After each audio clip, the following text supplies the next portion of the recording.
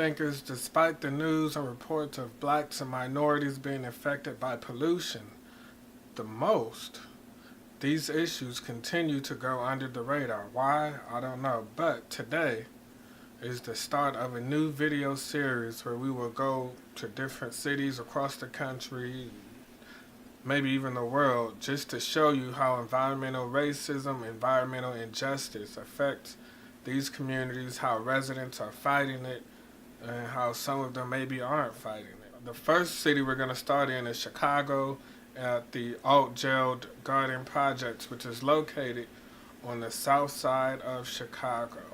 Altgeld is 97% black population, and the housing project was built in 1944, 1945, around that time. It's commonly referred to as the toxic donut in reference to all of the factories, the hundreds of factories, the dump waste, closed or open dump waste sites, the active 250 leaking underground storage tanks and different things like that. Now, if you know about DDT and the EPA, DDT was found in the soil. It is banned in the U.S. today, and it's harmful against wildlife and animals. DDT is so harmful that its ban is said to have stopped the extinction of the American bald eagle.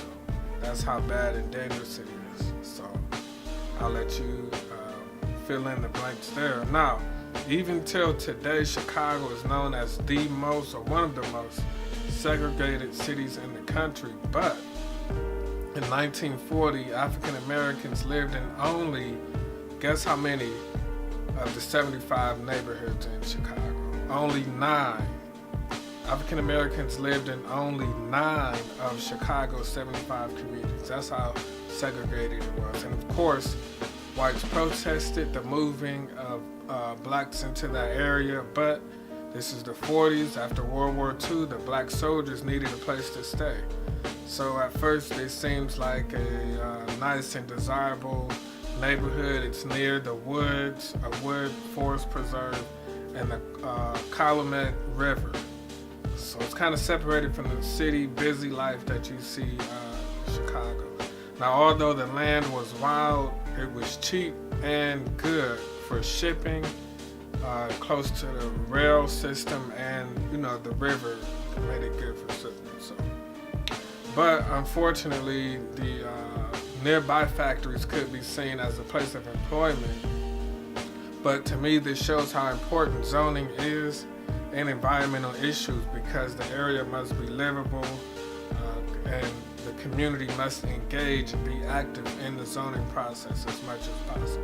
And this being engaged in this process stops these buildings and factories from being built, or at least, if you have penalties that need to be increased so companies can comply and limit the harmful emissions from these factories. Now, Altgeld Gardens was constructed at a time when asbestos was widely used in construction materials such as insulation, tile, and other products. It has been found to be an hazardous, and in 1980, the residents at Altgeld organized a grassroots campaign in the projects to advocate for its removal, basically.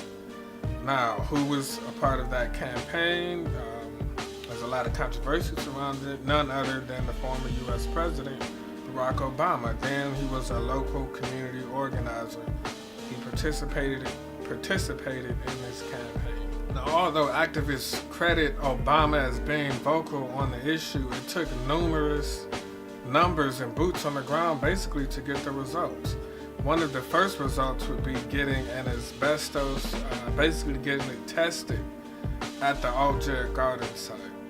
The next would be an intense meeting where 500 residents ran Chicago's top housing officials off the ground, in which workers soon started sealing asbestos.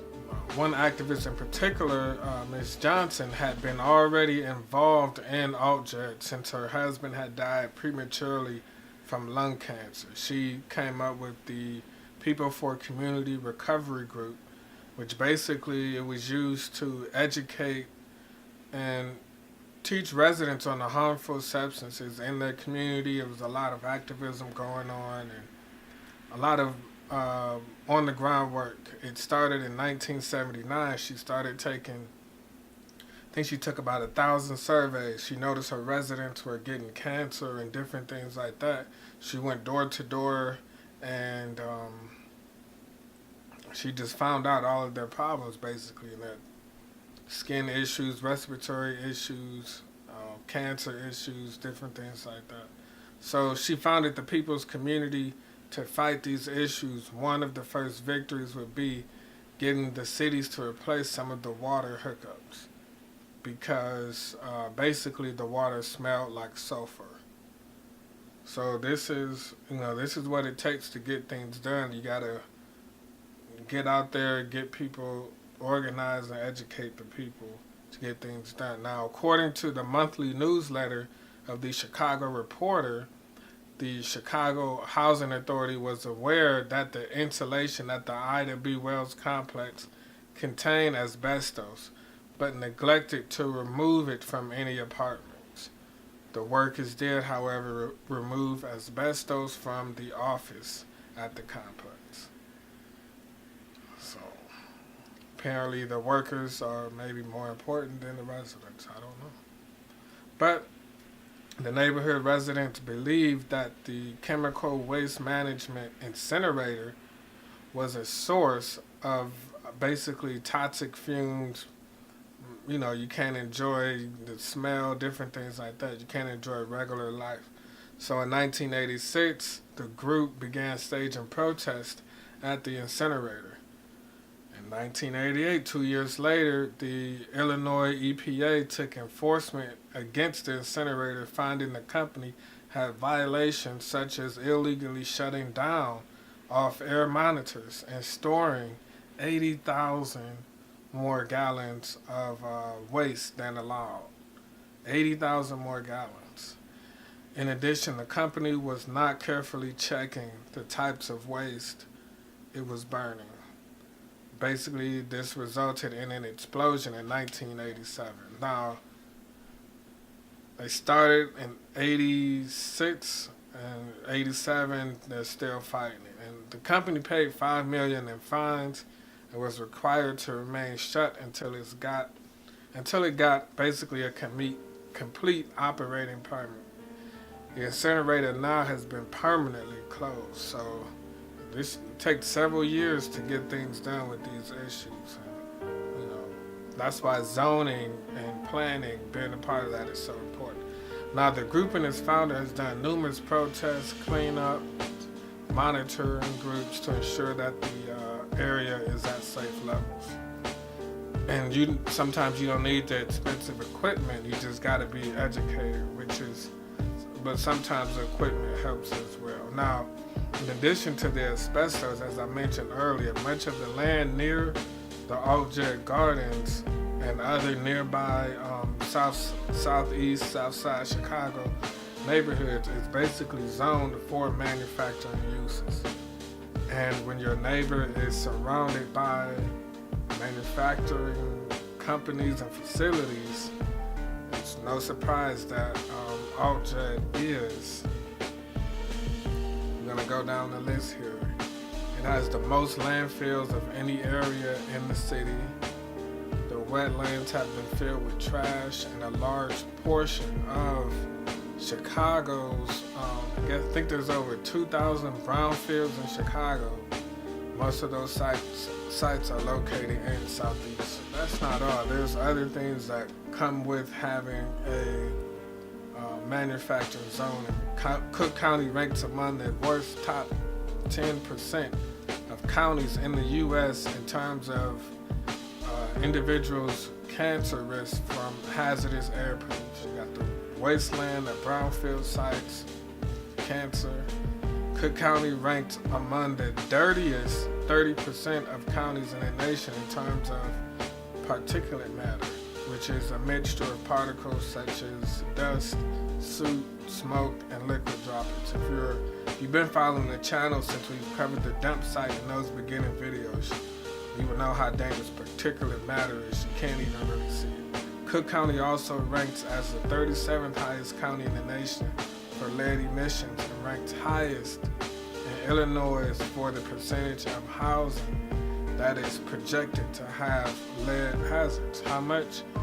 Well, 20 to 30% of Chicago's community face high lead hazards.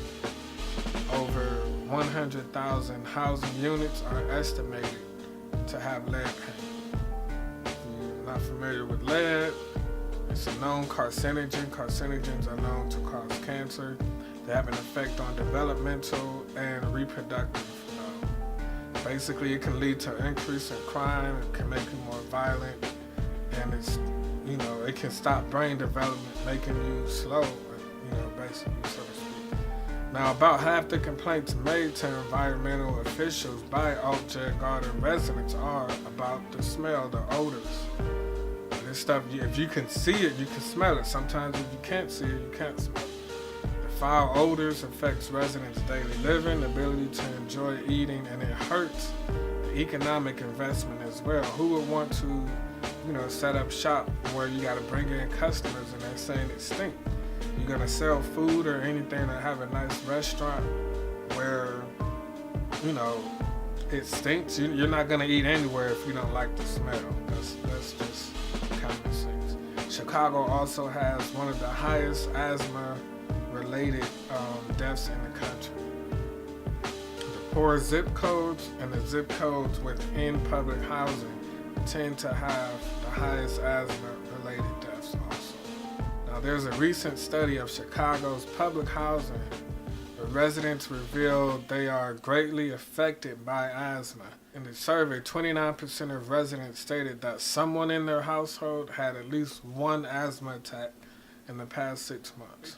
And 50% said that a member of their household had been diagnosed with asthma by a doctor. 50%. So, in conclusion, for me, when we think of the Midwest and the Rust Belt cities, and, they're often associated with the jobs that they bring to cities. Rarely are the adverse effects on the residents mentioned. We just hear about how great this city was or used to be like this, but what about the environmental effects that it has on the residents? It doesn't just hurt economically, it hurts health-wise. Altgeld residents have been fighting environmental injustice for over 4 decades, meaning families have, generations of families have lived through this, through these toxic environments, dealing, birthdays and marriages, and holidays, cookouts that might have been ruined. You want to have people come over, people don't want to come over. Imagine having to think twice about simply enjoying the sunshine in your backyard. Just sit down and imagine that. You work hard all day, you want a nice cool drink outside, and it stinks.